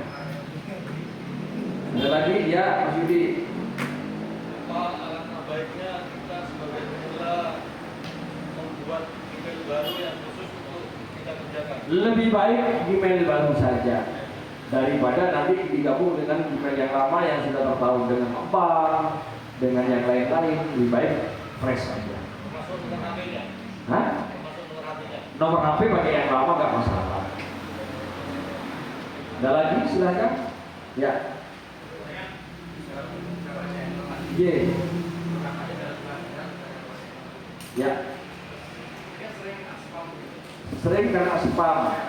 Spam di sini sering kena dihapus gara-gara spam. Nah, spamnya apa? Apa karena kita spam komentar, spam ngupload? Nah iya, dihapus channelnya gara-gara melanggar karena nyepam. Nyepam ini kan nyampah. Nyampah apa? Nyampah komen atau karena kita ngupload terlalu cepat. Jadi upload berkali-kali ini juga dianggap spam.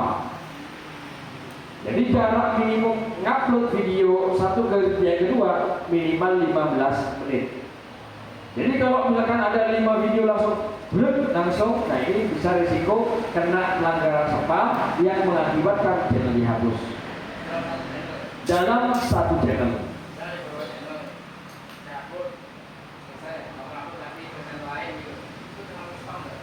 Kalau dalam waktunya bersamaan dan langsung publik ini beresiko. Tapi kalau di pribadi no problem, tidak ada masalah. Walaupun dalam satu jaringan ataupun dalam satu perangkat. Silakan ada lagi. Ya. Yang di belakang dulu, Mas. Ya.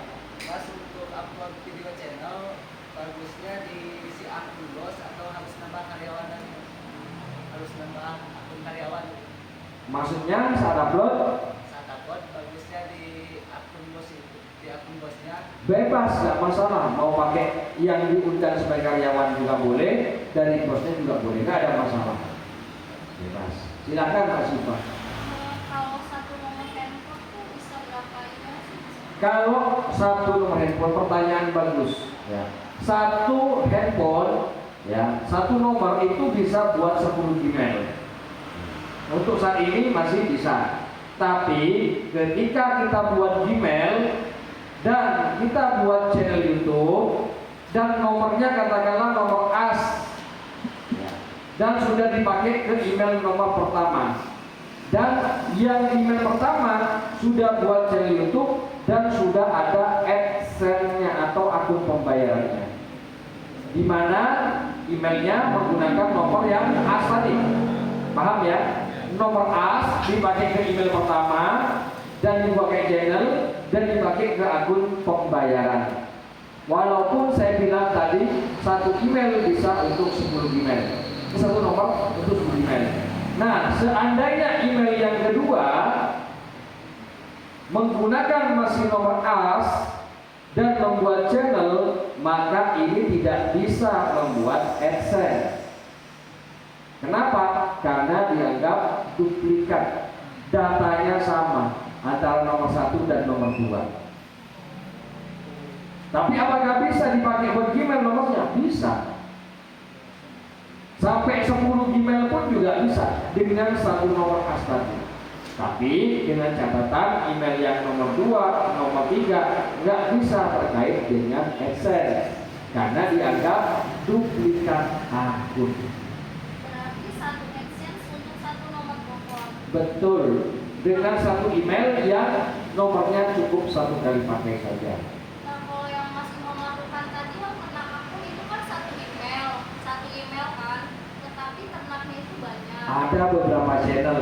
Ya. Email katakanlah ada channelnya di sini ada 4 atau 3 ya. Dan kebetulan ini sudah jadi tuyul semua, monet semua. Nah, maka AdSense-nya cukup jadi satu. Setor ke sini, setor ke sini, ke sini, ke sini, boleh. Berarti bisa pakai satu nomor telepon ya? Ya, pakai ini, karena emailnya kan cukup ini. Kalau untuk satu orang satu AdSense saja. Tidak bisa lebih dari satu AdSense. Aturan terbaru. Jadi ketika membuat AdSense, akun pembayaran, nanti pihak Google akan meminta verifikasi foto identitas. Walaupun banknya berbeda. Selain foto identitas, nanti ada verifikasi wajah yang terbaru. Berarti amalnya ternak ya?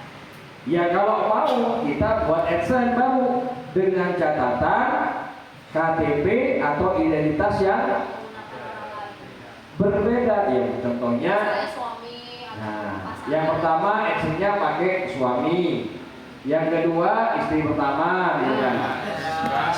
Misalkan ya, kan nambah kakak. Nah, atau kita pakai punya saudara. Karena satu orang hanya boleh satu akun AdSense pembayaran. Itu aturan terbaru. Nah, makanya mumpung belum diketatin, satu orang hanya boleh satu channel nanti ke depannya ini. Manfaat. Paham ya? Jadi AdSense ini nanti kita bahas, ini namanya akun pembayaran. Jadi channel ini adalah tuyul-tuyulnya. Yang menghasilkan uang itu tuyulnya ini. Tuyul ini seperti dompetnya jadi satu nanti. Namanya Google AdSense. Entah tuyul yang pertama setor 100.000, yang ini 5.000, pokoknya semua tuyul kalau lebih 1.300.000, ya kamu lumayan langsung cair. Ini tuyulnya dijagain. Silakan Mas Yudi. Satu email itu bisa menghasilkan berapa tuyul? Satu email berapa tuyul yang saat ini bisa dilakukan? Mau sampai lebih dari satu juga bisa. Cuman cara pembuatannya sekarang dibatasi. Jadi kalau kita mau buat tuyul yang pertama, itu sudah langsung bisa. Nah, mau buat tuyul yang kedua, ini harus verifikasi dulu. Baik secara wajah saya, atau foto KTP saya, atau aktivitas saya selama 2 bulan ke depan tidak pernah melakukan pelanggaran, maka bisa buat tuyul yang kedua. Nah, kalau sudah dilakukan di sini verifikasi aman, contoh pakai wajah, tag dan diterima Google, dan bukan wajah saya termasuk data blacklist nih, maka buat channel yang kedua, ketiga, keempat sampai ke 10 bahkan ke 100 pun juga bisa. Satu email. Yang penting saat pertama harus diselesaikan dulu verifikasinya. Verifikasi bisa pakai wajah, KTP, atau histori selama 2 bulan ke depan tidak pernah melakukan pelanggaran, maka bisa buat tuyul yang kedua. Paham Mas ya? Ya, silakan lagi pertanyaan. Kita nggak usah ngomong konten dulu nih, ngomong soal tokonya dulu, biar enak. Kita bikin konten, tuyul nggak benar, rumahnya nggak benar, hancur kita, rugi waktu. Gmail nggak tahu alamatnya apa, ngedit sudah habis banyak modalnya. Kemudian Gmail dihack orang lain, sudah rugi lah. Jadi amankan dulu, paham ini. Monggo, pertanyaan? Belum ada pertanyaan? Yuk sampai dulu, ya silakan Mas. Ya, setiap channel wajib diverifikasi nanti. Siap. Email kan juga perlu diverifikasi. Oke. Channel tuyul, ya ngomong tuyul kita, setiap tuyul yang kita buat di sini, ini wajib diverifikasi juga. Diaktifkan menggunakan nomor handphone. Dan satu nomor handphone itu hanya bisa untuk 2 tuyul saja. Gitu, buat tuyul saja. Dan nomornya apakah boleh langsung dibuat? Boleh, tidak ada masalah. Tidak wajib disimpan. Jadi kalau kita punya 4 tuyul, maka siapkan 2 nomor HP. Saat buat email, ya. Ini kan diverifikasi pakai nomor HP, dan nomor HP-nya wajib disimpan. Ketika membuat tuyul, ya, dan mau tuyul lagi di bawahnya lagi ada 4, maka setiap tuyul ini wajib diverifikasi. menggunakan nomor HP. Dan satu nomor HP itu bisa digunakan untuk verifikasi 2 tuyul. Kalau kita punya 4 tuyul, maka siapkan berapa nomor? Harus siap 2 nomor. Dan apakah harus disimpan? Tidak. Langsung dibuang, nggak ada masalah, karena nggak dipakai lagi. Jadi misalkan nih ya email, kita kan pakai nomor. Ini simpan, jangan dibuang. Takutnya mau login di HP yang baru, kita dikirim SMS, maka disimpan. Nah, kalau untuk channel, walaupun nomornya hilang, nggak ada masalah, karena nggak dibutuhkan lagi. Tapi setiap channel wajib diverifikasi pakai nomor HP. Dan satu nomor HP bisa dipakai untuk 2 nih.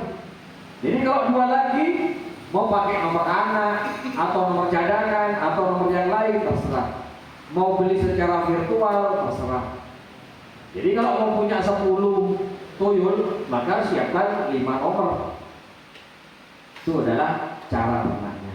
Berarti verifikasi channel itu hanya sekali ya? 1 kali saja, betul. Ketika kita login di perangkat yang lain yang Itu digunakan emailnya. verifikasi email, Iya. otomatis channelnya muncul sendiri. Betul. Jadi mau masuk ke itu kan email dulu. Jadi ganti perangkat, cukup masukkan emailnya, tuyulnya ikut semua. Karena ini sertifikatnya tadi, rumahnya ikut semua. Nah sekarang tuyulnya banyak, login emailnya lupa. Kira-kira hilang semua nggak ini nanti? Hilang. Boleh nggak kalau misalnya kayak gini, misalnya nih di email 1 nomor utama kita, Ya. nah untuk verifikasi si tuyulnya itu misalnya pakai nomor suami sama anak. Terserah. Nah kita bikin lagi nih email 2 Ya. untuk kita ternak lagi. Yes. Itu pakai verifikasi nomor yang sama boleh nggak ini? Sama boleh, asalkan nanti Di email yang berbeda. email yang berbeda dan tidak bisa pakai AdSense. Ya, paham ya? Monggo silakan. Ada lagi? Monggo ada pertanyaan? Jadi secara gampangnya biar nggak pusing bagi yang masih awam, nanti ketika pengen punya YouTube yang menghasilkan, pertama harus punya Gmail dulu. Setelah punya email, wajib diamankan, salah satunya menggunakan nomor HP. Dan nomor HP yang dipakai buat email wajib disimpan. Paham ya? Nah, setelah punya nomor Gmail, maka lanjut nanti buat tuyul. Nanti praktek di hari ketiga. Tuyul nanti pertama kali pasti ada tuyul utama. Nah, diisi bukan tuyul utamanya, tapi anakan tuyulnya ini yang diisi. Nanti cara buatnya hari Rabu. Nah, yang diisi video itu yang di bawah ini. Dan setiap tuyul ini wajib juga diverifikasi menggunakan nomor HP. Dan nomor HP yang untuk tuyul tidak wajib disimpan. Selesai. Paham? Ada pertanyaan? Pasti bingung. Nanti hari Rabu aja biar gak bingung. Ayo sholat dulu, ya. Asal dulu daripada full kepalanya ditanya.